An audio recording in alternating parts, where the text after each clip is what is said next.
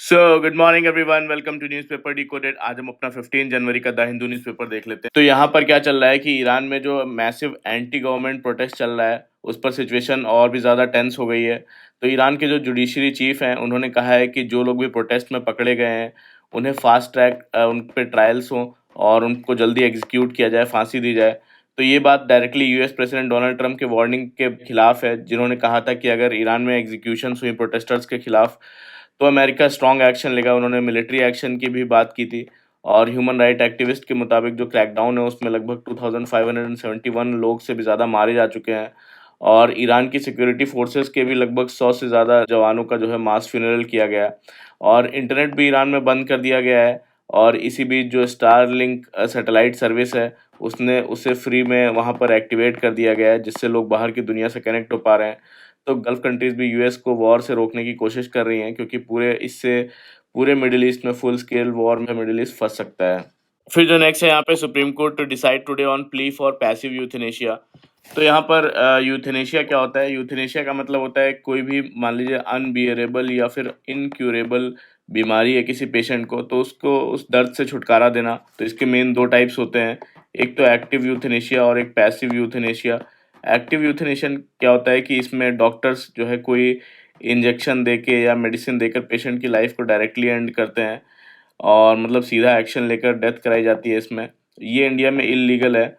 और passive euthanasia क्या होता है? इसमें कोई भी जो लाइफ सपोर्ट चल रहा होता है पेशेंट का, जिस या यानी कि अगर वेंटिलेटर पे है, फीडिंग ट्यूब है, ये मेडिसिन जो है, ये सब चीज़ें बंद कर दी जाती हैं और पेशेंट को नेचुरल डेथ जो है वह यहाँ पर लेने दी जाती है। तो यहाँ डॉक्टर्स कुछ नहीं करते, सिर्फ आर्टिफिशियल लाइफ सपोर्ट जो है वो हटा देते हैं। इंडिया में सुप्रीम कोर्ट के रूल्स के साथ ये कुछ रूल्स के साथ लीगल है। तो अगर यहाँ पेशेंट टर्मिनल इलनेस पे है और रिकवरी का चांस नहीं है, तो फैमिली रिक्वेस्ट पे, जिसमें पेरेंट्स, स्पाउस या क्लोज रिलेटिव हॉस्पिटल को रिटर्न रिक्वेस्ट देते हैं कि लाइफ सपोर्ट हटाया जाए, तो हॉस्पिटल में मेडिकल बोर्ड बनता है या सीनियर डॉक्टर्स का, वो चेक करते हैं पेशेंट की कंडीशन, क्या रिकवरी पॉसिबल है या नहीं है। फिर उसके बाद सेकेंडरी मेडिकल बोर्ड बनाया जाता है, तो ये केस को वेरीफाई करता है। और अगर पेशेंट ने पहले लिविंग विल किसी इस चीज़ के लिए बनाई है, तो वो फॉलो होती है, नहीं बनाई है तो फैमिली का कंसेंट इसमें लिया जाता है। तो सब डॉक्यूमेंट्स और डॉक्टर्स की रिपोर्ट के बाद लाइफ सपोर्ट लीगली यहाँ पर विड्रॉ किया जाता है। फिर जो नेक्स्ट है यहाँ पे, Indian peace keeping forces soldiers finally receiving there due recognition, Rajnath Singh. तो डिफेंस मिनिस्टर राजनाथ सिंह ने कहा कि श्रीलंका में जो इंडिया की पीस कीपिंग मिशन ऑपरेशन पवन के सोल्जर्स को लगभग 40 साल बाद उनका डिजर्व रिस्पेक्ट मिल रहा है।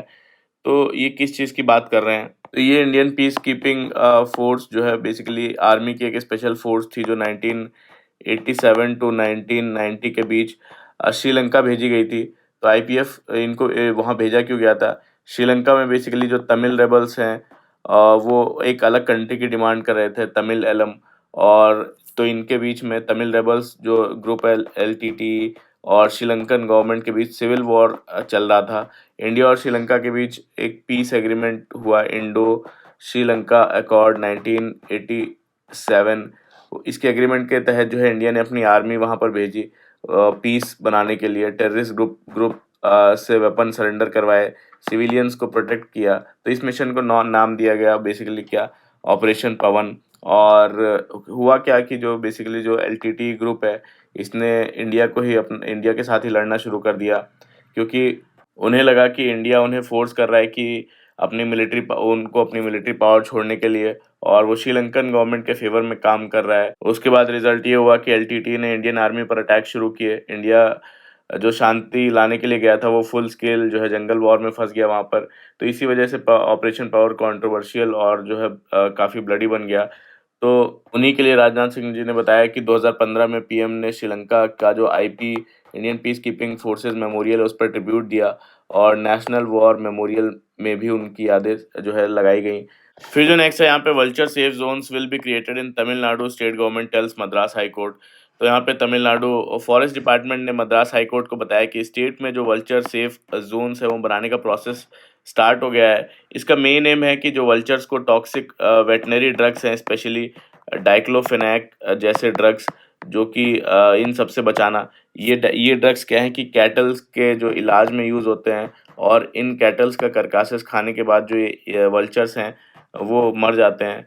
तो पहले जो वल्चर सेफ ज़ोन है वो नीलगिरी बायोस्फीयर रिजर्व के मोयार रिवर वैली के आसपास बनाया जाएगा और एक स्पेशल मॉनिटरिंग कमेटी भी बनाई गई है जो नेस्टिंग साइट्स, करकास के हॉटस्पॉट्स और हैबिटेट्स को मैप करेगी और इंश्योर करेगी कि जो बैन ड्रग्स है उनका यूज़ ना हो ताकि वल्चर्स को सेफ एनवायरनमेंट मिल सके। फिर जो नेक्स्ट है यहाँ पे UGC brings out new rules against caste discrimination.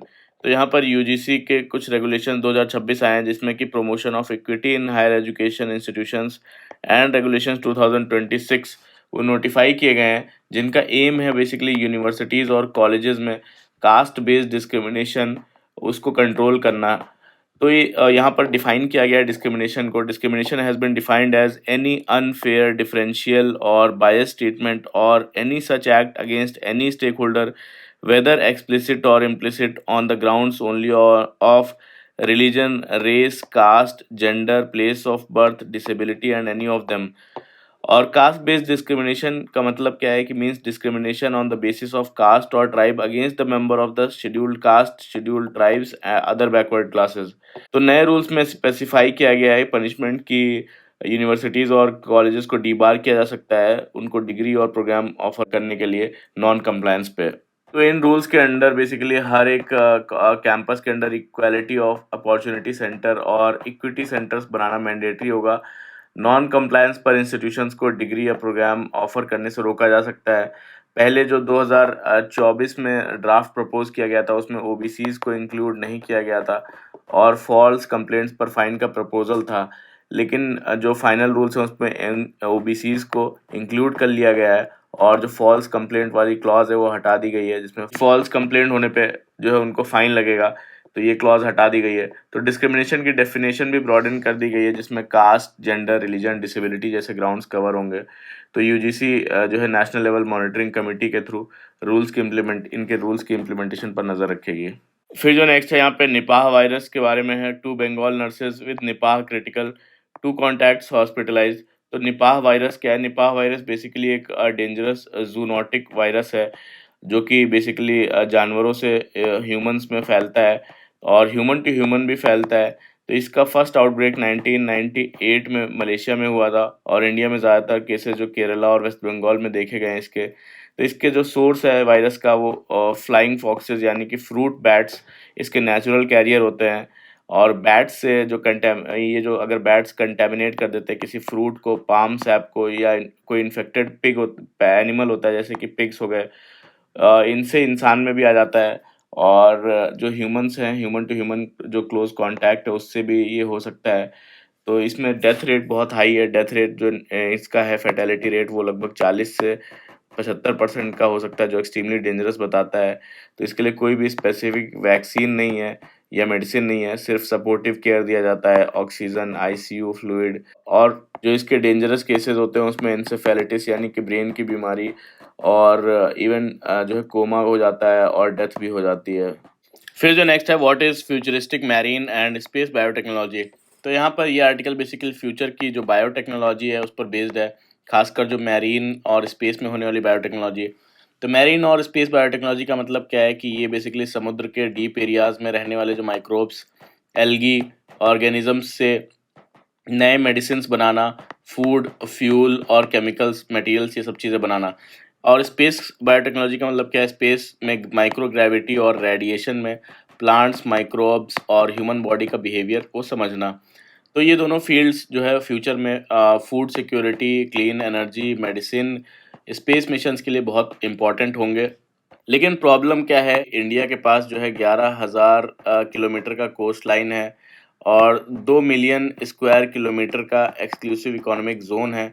फिर भी इंडिया सिर्फ 70,000 टन जो है सीवीड उगाता है और जो प्रोडक्ट्स जैसे कि अगर हो गया, एल्गिनेट हो गया, केराजिनेन जैसे प्रोडक्ट्स ये इंपोर्ट करता है। तो ये सब बेसिकली सीवीड्स होते हैं जो कि नेचुरल केमिकल होते हैं और इनका कई यूज़ होता है जैसे आइसक्रीम्स में, डेजर्ट्स में, टूथपेस्ट में और मिल्क प्रोडक्ट्स, बेबी फूड्स, इन सब में। तो ये इंडिया इंपोर्ट करता है जबकि 70,000 टन सीवीड इंडिया उगाता है जो कि बहुत कम है। और स्पेस बायोटेक्नोलॉजी में भी इसरो रिसर्च कर रहा है लेकिन जो प्राइवेट कंपनीज बहुत कम इन्वॉल्व हैं उसमें, ये प्रॉब्लम है। मतलब पोटेंशियल बहुत ज़्यादा है पर यूज़ उसका नहीं हो रहा है। तो सॉल्यूशन क्या है, आगे क्या करना चाहिए हमें? इंडिया को मैरीन बायो मैन्युफैक्चरिंग हब्स बनाने चाहिए, जिसमें सीवीड्स, एल्गी और माइक्रोब्स से जो फूड, मेडिसिन, फर्टिलाइज़र्स, बायोमटेरियल से बनाना चाहिए। इसरो के साथ प्राइवेट बायोटेक स्टार्टअप्स को जोड़ना चाहिए।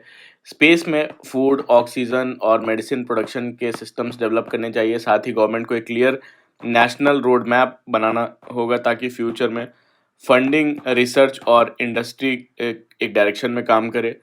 तब इंडिया में चाइना, यूएस और यूरोपियन यूनियन के साथ बायोटेक लीडर बन सकता है। फिर जो नेक्स्ट है यहाँ पे an exploration of India's mineral diplomacy. तो यहाँ पे बोलते हैं कि एनर्जी की इंडिया की जो क्लीन एनर्जी ट्रांजिशन है, जैसे कि electric vehicles, solar energy, wind energy और जो बैटरीज हैं, ये सारी जो क्रिटिकल मिनरल्स और रेयर अर्थ मेटल्स पर डिपेंड करती हैं।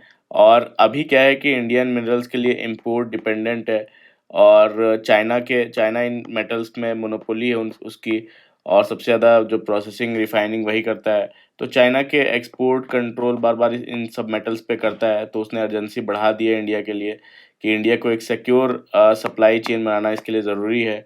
तो इंडिया की स्ट्रैटेजी बोलते हैं कि इंडिया ने टू प्रोंग्ड स्ट्रैटेजी अडॉप्ट की है। शॉर्ट टर्म में बोलते हैं कि जो फॉरेन पार्टनरशिप से मिनरल्स को सिक्योर करेगा, और लॉन्ग टर्म में अपनी जो डोमेस्टिक माइनिंग है, प्रोसेसिंग कैपेबिलिटी को बिल्ड करना। और इसीलिए इंडिया ने पिछले 5 सालों में इंडिया ने कई सारे कंट्रीज़ से, जैसे कि ऑस्ट्रेलिया, जापान, अफ्रीका जिसमें कि ज़ाम्बिया और नामीबिया हो गए, लैटिन अमेरिका जिसमें अर्जेंटीना, चिले और ब्राज़ील हो गए, तो ये सारे कंट्रीज़ हो गए, और कनाडा के साथ एग्रीमेंट्स किए हैं इन पर। तो ये सारे स्ट्रॉन्ग पार्टनर्स हमारे इनमें हो सकते हैं। कैसे कि जो ऑस्ट्रेलिया है, ऑस्ट्रेलिया के पास लिथियम और कोबाल्ट जैसे क्रिटिकल मिनरल्स बहुत ज़्यादा हैं, जो बैटरीज, इलेक्ट्रिक व्हीकल्स और क्लीन एनर्जी के लिए ज़रूरी हैं। तो इंडिया ऑस्ट्रेलिया के साथ लिथियम और कोबाल्ट के माइंस में इन्वेस्ट कर रहा है, जो कि जॉइंट रिसर्च और सप्लाई डील्स बना रहा है। और तो जापान है, स्टॉक पाइलिंग है, रिसाइकलिंग, प्रोसेसिंग मॉडल, वो अपनी जापान खुद डेवलप कर रहा है, और इंडिया के साथ रेयर अर्थ और बैटरी प्रोसेसिंग पर काम कर रहा है। और वहीं पर बात करें जो अफ्रीकन कंट्रीज़ हैं, ज़ाम्बिया और नामीबिया, ये बेसिकली लिथियम और कोबाल्ट, कॉपर के लिए लॉन्ग टर्म पोटेंशियल रखते हैं। और कनाडा की बात करते हैं, कनाडा में जो है निकल और कोबाल्ट और रेयर अर्थ का स्ट्रॉन्ग सप्लायर बन सकता है। तो और जो लैटिन अमेरिका है, अर्जेंटीना, चिले और ब्राज़ील, यहाँ पर कॉपर और लिथियम और रेयर अर्थ के की सोर्सेज़ हैं। और यहाँ पर जो हमारी खनिज विदेश लिमिटेड है, इसने अर्जेंटीना में 200 करोड़ रुपए का डील भी किया है। यहाँ पर हमारे लिए बोलते हैं वीक, ये तो स्ट्रॉन्ग पार्टनर्स हो गए, और हमारे लिए वीक पार्टनर्स कौन है इन चीज़ों के लिए? वीक पार्टनर्स में बोलते हैं कि फर्स्ट यूएसए, जिसका जो टेक्नोलॉजी स्ट्रॉन्ग है, लेकिन जो इसका टैरिफ है, अनसस्टेनेबल ट्रेड पॉलिसीज़ हैं, ये प्रॉब्लमैटिक है। सेकंड बोलते हैं यूरोपियन यूनियन, जो सस्टेनेबिलिटी और एनवायरमेंटल स्टैंडर्ड्स इसके यहाँ पर स्ट्रिक्ट है काफ़ी।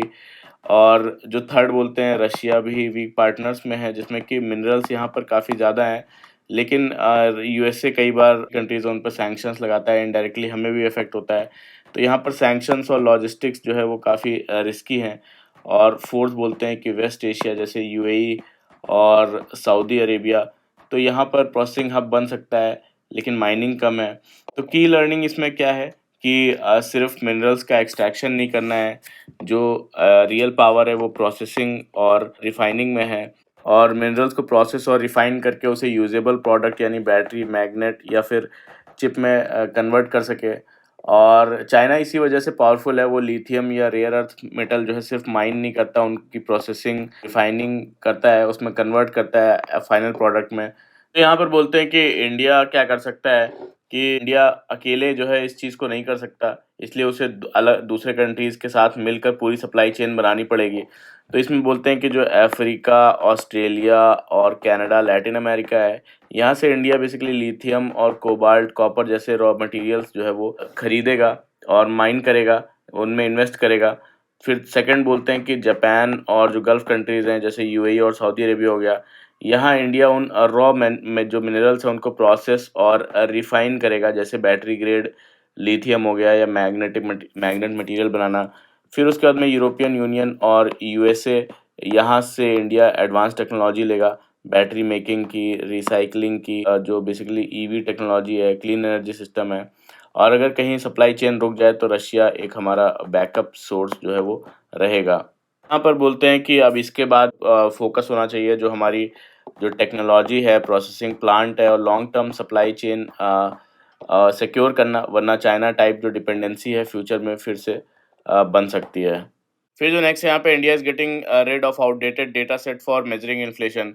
तो यहाँ पर कॉन्टेक्स्ट क्या है कि इंडिया में जो महंगाई है, इन्फ्लेशन है, वो बेसिकली मेज़र होता है कंज्यूमर प्राइस इंडेक्स से होता है। और दिसंबर 2025 में जो सीपीआई इन्फ्लेशन रहा वो सिर्फ 1.33% दिखाया गया ऑफिशियली। मतलब पेपर पर महंगाई जो है वो बहुत कम है, और पर लोग बोल रहे हैं कि सब कुछ महंगा हो रहा है फिर भी इन्फ्लेशन जो है इतना कम कैसे दिख रहा है। तो आरबीआई का सर्वे भी जो है बोल रहा है कि लोगों को 6 टू 8% इन्फ्लेशन जो है वो फ़ील हो रहा है, जो ऑफ़िशियल नंबर से बिल्कुल भी मैच नहीं करता है। तो प्रॉब्लम क्या है? प्रॉब्लम है कि सीपीआई जो हमारा है, कंज़्यूमर प्राइस इंडेक्स, ये आउटडेटेड सिस्टम है और अभी सीपीआई 2012 के स्पेंडिंग पैटर्न पर बेस्ड है, मतलब बेस ईयर ये है।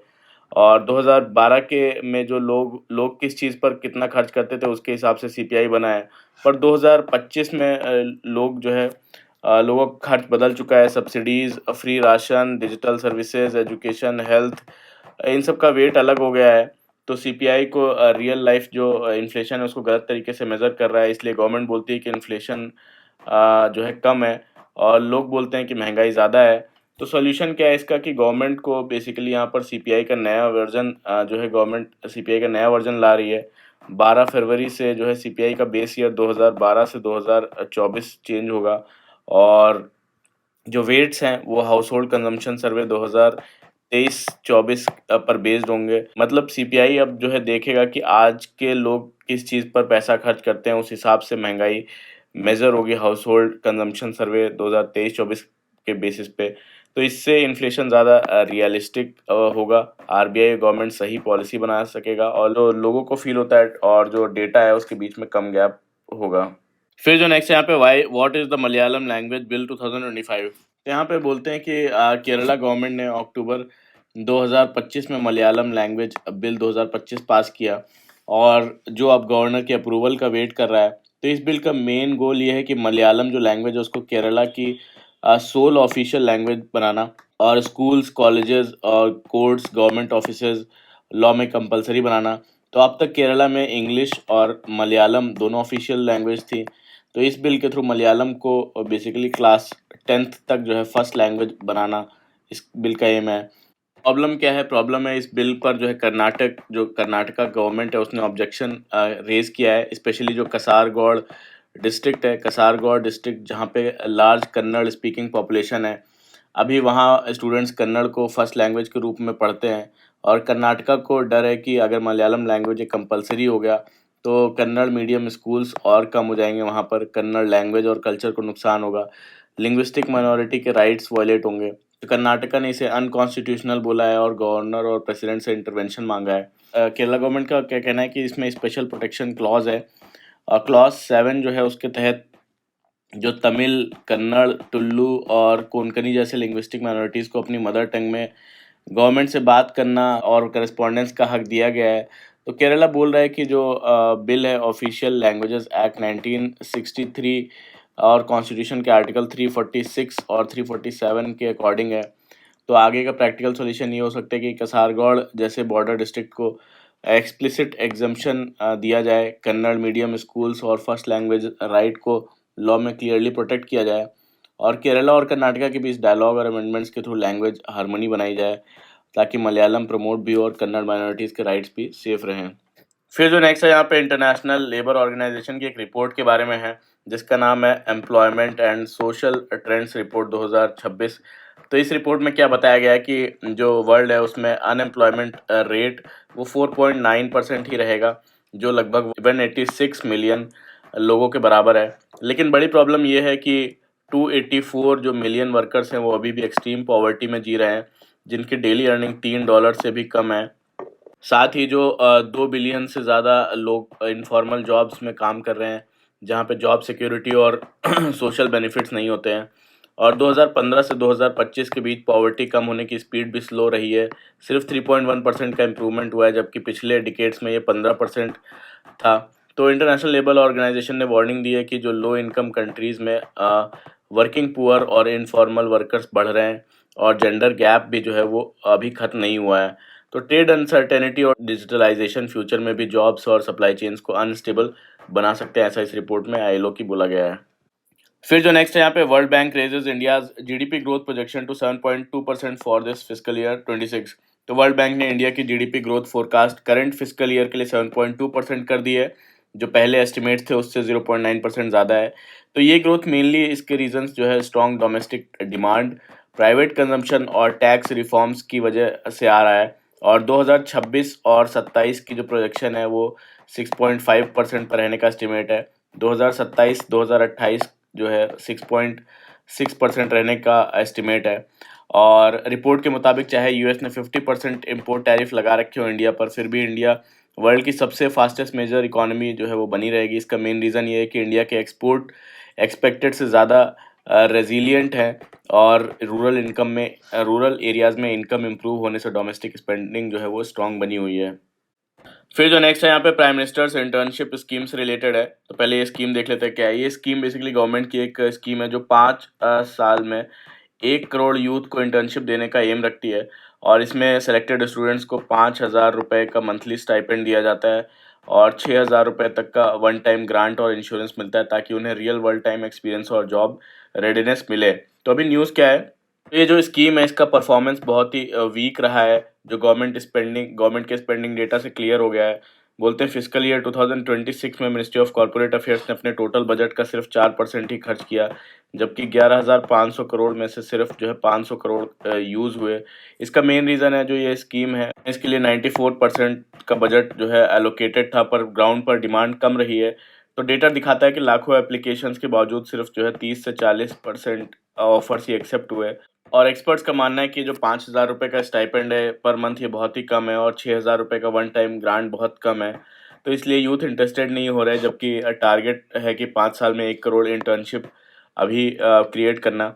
फिर जो नेक्स्ट है यहाँ पे, Trump revives Greenland threat, says US needs it for vital security. तो डोनाल्ड ट्रम्प ने फिर से कहा कि यूएस को ग्रीनलैंड पर अपना कंट्रोल लेना चाहिए, क्योंकि ये अमेरिका की नेशनल सिक्योरिटी और उसका प्रपोज जो golden dome missile defence system है उसके लिए काफ़ी वाइटल है। तो ये सिस्टम क्या है, बेसिकली ये अमेरिका का future high technology missile defence shield है और जो ज़्यादा एडवांस्ड और ग्लोबल लेवल पर है। इसका काम होगा बेसिकली रशिया और चाइना या किसी भी दूसरे एनिमी कंट्री से जो न्यूक्लियर मिसाइल्स है या हाइपरसोनिक वेपन है उनको स्पेस में ही और इसकी स्काई में डिटेक्ट और डिस्ट्रॉय करना। और तो ये ग्रीनलैंड के आसपास ही क्यों, क्योंकि आर्कटिक के पास है और रशिया और नॉर्थ अमेरिका के बीच पड़ता है। इसलिए अगर रशिया और चाइना से आने वाली जो मिसाइल्स हैं उनको सबसे पहले देख सकता है। उनका कहना है कि अगर यूएस ने ग्रीनलैंड नहीं लिया तो रशिया और चाइना वहाँ इन्फ्लुएंस बढ़ा सकते हैं। ट्रम्प ने ये भी बोला कि ग्रीनलैंड यूएस के पास होने से जो नेटो है वो और ज़्यादा स्ट्रांग होगा। तो इस स्टेटमेंट से यूरोप और डेनमार्क में टेंशन बढ़ गई है, क्योंकि ग्रीनलैंड बेसिकली ये डेनमार्क का सेल्फ गवर्निंग टेरिटरी है और ग्रीनलैंड के पीएम ने क्लियर कहा है कि वो यूएस के बजाय डेनमार्क के साथ रहना पसंद करेंगे। तो ग्रीनलैंड आर्कटिक रीजन में स्ट्रैटेजिकली इंपॉर्टेंट है और वहाँ रेयर अर्थ मिनरल्स का एक बड़ा रिजर्व भी है। फिर जो नेक्स्ट है यहाँ पे, Gaza phase 2 beginning with goals of disarming Hamas.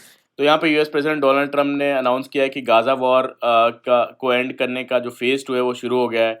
इस फेज़ का मेन गोल है कि हमास को डिसआर्म करना और गाजा को जो है बेसिकली डीमिलिटराइज करना और वहाँ रिकन्स्ट्रक्शन स्टार्ट करना। तो इसके साथ ही जो एक 15 मेंबर की पैलेस्टीनियन टेक्नोक्रेटिक कमेटी भी बनाई जाएगी, जो पोस्ट वॉर जो गाजा का एडमिनिस्ट्रेशन संभालेगी। तो यूएस ने हमास को वार्निंग दी कि अगर वो अपने ऑब्लिगेशंस जैसे कि फाइनल जो डिसीज्ड होस्टेजेस हैं उनको रिटर्न करना पूरा नहीं करते तो सीरियस कॉन्सिक्वेंसेज इसके होंगे। फिर जो नेक्स्ट है यहाँ पे, बोलते हैं Iran needs more freedoms and quick reforms not another war. तो यहाँ पर बोलते हैं कि ईरान का जो तेहरान है इसके ग्रैंड बाजार में 28 दिसंबर को शॉपकीपर्स की छोटी सी स्ट्राइक से शुरू हुई और प्रोटेस्ट आज ईरान के 1979 के बाद सबसे बड़े क्राइसिस जो है वो ईरान का बन गया है। तो यहाँ पर जो इसकी करेंसी है रियाल बहुत ही डी वैल्यू हो गई है, बहुत गिर गई है इसकी वैल्यू और महंगाई बहुत ज़्यादा है, फ्यूल प्राइसेस हाइक हो गए हैं, फूड सब्सिडी कट ने लोगों का गुस्सा और भी ज़्यादा भड़का दिया।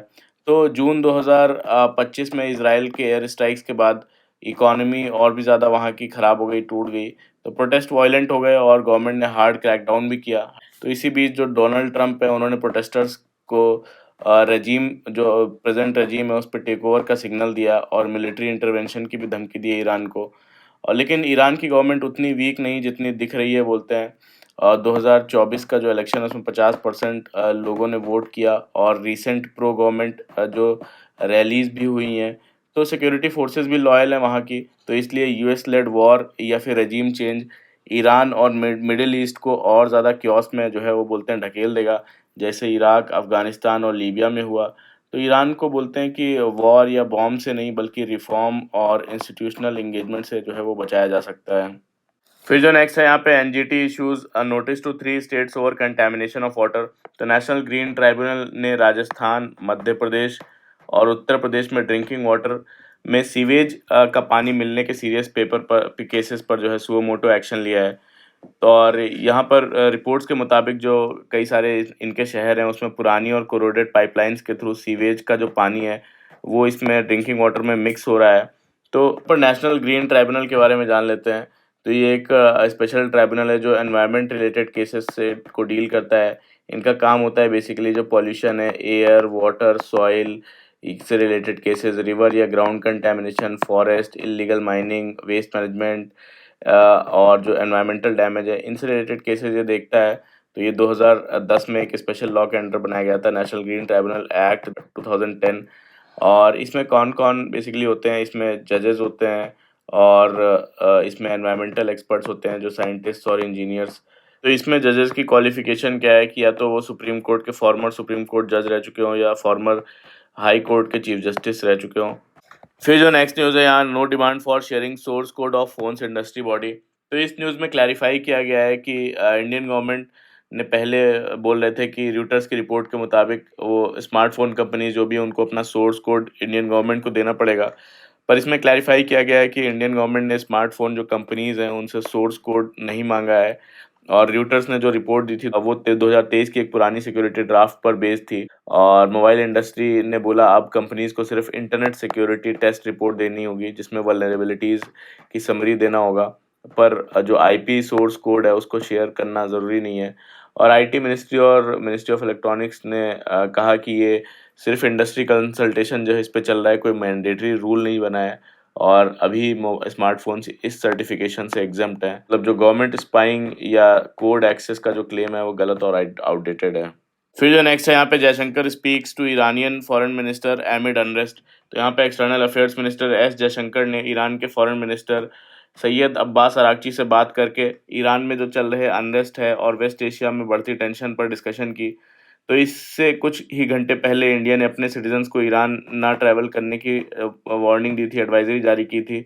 और जल्दी वहाँ पे जो लोग फंसे हैं उनको निकालने की एडवाइजरी दी। और ये सब इसलिए भी इम्पोर्टेंट है क्योंकि यूएस प्रेसिडेंट डोनाल्ड ट्रम्प ने ईरान पर प्रेशर बढ़ाते हुए जो ट्रेड रेस्ट्रिक्शंस, टैरिफ थ्रेट्स और जो मिलिट्री अटैक की वार्निंग दी है। तो इस टेंशन के बीच इंडिया अपने लोगों की सेफ्टी और इंडिया ईरान रिलेशंस को केयरफुली हैंडल कर रहा है। फिर जो नेक्स्ट है यहाँ पे, Meghalaya group seeks PM help in the Garo hills. तो यहाँ पे मेघालय की एक organisation basically Garo land state movement community, इसने पीएम मोदी से अपील की है कि गारो हिल रीजन जो मेघालय का है उसमें एक सीरियस ह्यूमैनिटेरियन और कॉन्स्टिट्यूशनल क्राइसिस पर तुरंत इंटरवेंशन की डिमांड की है पीएम की। तो उनका कहना है कि बांग्लादेश से जो आए इलीगल इमिग्रेंट्स हैं उनकी वजह से लोकल जो ट्राइबल कम्युनिटीज़ हैं उनको हैवी प्रॉब्लम्स फेस करनी पड़ रही हैं। रिसेंटली उनका उनके बीच का एक एम संगमा, एक ट्राइबल यूथ, उसकी किलिंग का एग्जांपल उन्होंने दिया, जिसमें एलिजिबली बांग्लादेश और असम बॉर्डर के माइग्रेंट्स इन्वॉल्व थे। और ऑर्गेनाइजेशन ने बोला कि ये इंसिडेंट लॉ एंड ऑर्डर के फेलियर और जो सिक्स शेड्यूल का वीक इम्प्लीमेंटेशन को दिखाता है। फिर जो नेक्स्ट यहाँ पे, why India needs a mentoring movement. तो यहाँ पे इंडिया के पास बहुत बड़ा यंग पॉपुलेशन है, बोलते हैं कि 40 मिलियन यूथ्स जो है स्टूडेंट्स हायर एजुकेशन में हैं। और हर साल लगभग जो है 1 करोड़ से ज़्यादा यूथ जॉब मार्केट में आ रहे हैं। गवर्नमेंट यहाँ पर बोलते हैं स्किल्स ट्रेनिंग, इंटर्नशिप और जॉब स्कीम्स काफ़ी ला रही है। लेकिन सिर्फ पॉलिसी और कॉलेजेस से जॉब रेडी यूथ बनाना पॉसिबल नहीं हो रहा। आर्टिफिशियल इंटेलिजेंस के आने से एंट्री लेवल जो जॉब्स हैं और भी ज़्यादा कॉम्प्लेक्स हो गई हैं। तो प्रॉब्लम क्या है बोलते हैं कि रियल प्रॉब्लम ह्यूमन गैप है। तो स्टूडेंट्स को कॉन्फिडेंस जो है वो नहीं होता। फर्स्ट जनरेशन लर्नर्स को गाइडेंस और नेटवर्क्स नहीं मिलते, और जो वुमेन्स हैं उनकी पढ़ाई के बाद भी जो है जॉब मार्केट में वो टिक नहीं पाती हैं। लोगों के पास स्किल्स तो होती हैं पर जो है कनेक्शंस नहीं होते हैं। तो डेटा भी दिखाता है कि जॉब्स मिलने में कनेक्शंस जो है 4 गुना से ज़्यादा इम्पोर्टेंट हो गए हैं। वुमेन्स के जो नेटवर्क्स हैं मेन से कमज़ोर हैं, और इसलिए टैलेंट होने के बाद भी अपॉर्चुनिटीज़ नहीं मिलती हैं। तो चैलेंजेस ये है कि जो आर्टिफिशियल इंटेलिजेंस से जॉब्स फास्ट चेंज हो रहे हैं। कॉलेज सिर्फ डिग्री देते हैं, कैरियर गाइडेंस नहीं देते। रूरल, पुअर और वुमेन स्टूडेंट्स को एक्सपोज़र नहीं मिलता। तो सॉल्यूशन यहाँ पर बोलते हैं कि इसका सॉल्यूशन है बेसिकली मेंटरिंग। मतलब जो है एक एक्सपीरियंस प्रोफेशनल का एक यंग स्टूडेंट को कैरियर समझाना, कॉन्फिडेंस बढ़ाना, नेटवर्क से जोड़ना और इंटरव्यू, जॉब और अपॉर्चुनिटीज़ तक पहुँचाना। तो इस सब का पूरे का मतलब क्या है कि इंडिया को सिर्फ जो है डिग्री कॉलेजेस नहीं बल्कि गाइड करने वाले लोग चाहिए, मेंटर्स चाहिए। इसीलिए इंडिया को अपने गवर्नमेंट कॉलेज और स्किल प्लेटफॉर्म्स पर मेंटरिंग को कंपलसरी बनाना होगा। कंपनीज अपने एम्प्लॉयज़ के साथ जो है कनेक्ट करे सीएसआर के थ्रू, और एनजीओज हैं उनको ट्रेनिंग, सेफ्टी और स्ट्रक्चर प्रोवाइड करें। और अगर हर वर्किंग प्रोफेशनल अपने जो साल में सिर्फ एक ही स्टूडेंट को गाइड करे तो वो उस स्टूडेंट को कैरियर डायरेक्शन मिलेगी, इंटरव्यू, जॉब, नेटवर्किंग में हेल्प मिलेगी, कॉन्फिडेंस बढ़ेगा, और इस तरह करोड़्स ऑफ यूथ को सही डायरेक्शन मिल सकता है बिना ज़्यादा एक्सपेंस किए हुए, सिर्फ लोगों का टाइम और एक्सपीरियंस शेयर करके। फिर जो नेक्स्ट है यहाँ पे sexual violence against Tamils during Sri Lankan conflict unaddressed United nation. तो श्रीलंका के सिविल वॉर के दौरान जो हमने पहले भी डिस्कस किया क्यों हुआ, कैसे हुआ, जो तमिल सिविलियंस के खिलाफ बेसिकली सेक्सुअल वायलेंस हुआ उसका अब तक ठीक से हिसाब किताब नहीं हुआ है। और एक यूनाइटेड नेशन रिपोर्ट के मुताबिक 17 साल बाद भी जो है सर्वाइवर्स को जस्टिस नहीं मिला। तो ये रिपोर्ट जिसका टाइटल है we lost everything even hope for justice. तो सिविल वॉर के दौरान जो है बोलते हैं कि स्टेट सिक्योरिटी जो फोर्सेज हैं उन्होंने सेक्सुअल वायलेंस और इंटिमिडेशन और पनिशमेंट का को इस्तेमाल किया, खासकर तमिल सिविलियंस और सस्पेक्टेड जो एलटीटी मेंबर्स के खिलाफ। तो रिपोर्ट का कहना है कि श्रीलंकन गवर्नमेंट को पास्ट ह्यूमन राइट वायलेशंस को एक्नॉलेज करके सर्वाइवर से माफ़ी मांगनी चाहिए और अकाउंटेबिलिटी रिफॉर्म्स को आगे बढ़ाना चाहिए। तो ये था पूरा आज का हमारा द हिंदू का न्यूज़ डिस्कशन। कैसा लगा प्लीज़ बताइएगा, लाइक कर लीजिएगा मेरा वीडियो, कमेंट करके बताइएगा कैसा लगा, सब्सक्राइब भी कर लीजिएगा मेरा चैनल, और अपने फ्रेंड्स के साथ शेयर भी ज़रूर करिए। Thank you very much for the discussion.